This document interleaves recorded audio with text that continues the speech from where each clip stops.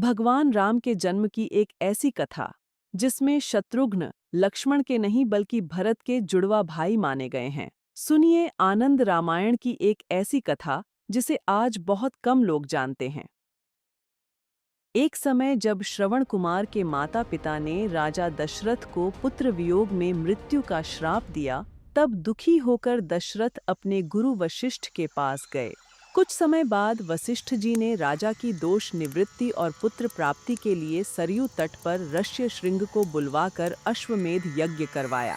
यज्ञ के अंत में अग्निदेव स्वयं यज्ञ कुंड से प्रकट हुए और उन्होंने राजा दशरथ को संतान प्राप्ति के लिए दिव्य पायस खीर प्रदान की। राजा दशरथ ने वह खीर अपनी तीनों रानियों कौशल्या, कैकेयी और सुमित्रा में बांट दी, लेकिन उसी समय एक गृध्री कैकेयी के भाग को छीन कर ले गई। इसके बाद कौशल्या और सुमित्रा ने अपने अपने भाग से थोड़ा थोड़ा कैकेयी को दे दिया और इस प्रकार तीनों रानियों ने उस दिव्य पायस को ग्रहण किया और गर्भ धारण किया। उसी समय रावण और अन्य राक्षसों के अत्याचार से पीड़ित पृथ्वी माता ब्रह्मा जी के साथ भगवान विष्णु के पास पहुंची और उनसे अपनी तथा धर्म की रक्षा के लिए प्रार्थना की। मैं तुम्हारे लिए भूमि पर अवतार लूंगा। और देवताओं को वानर रूप में जन्म लेकर उनकी सहायता करने को कहा।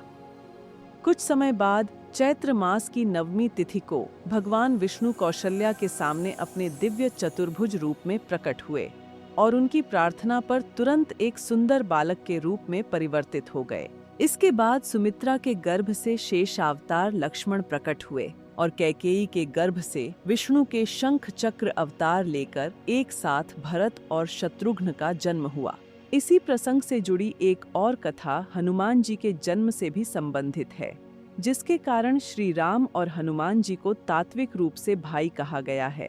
उस कथा को जानने के लिए हनुमान जन्म की अगली वीडियो जरूर देखें और ऐसे ही प्रामाणिक कथाओं के लिए चैनल को सब्सक्राइब करना न भूलें।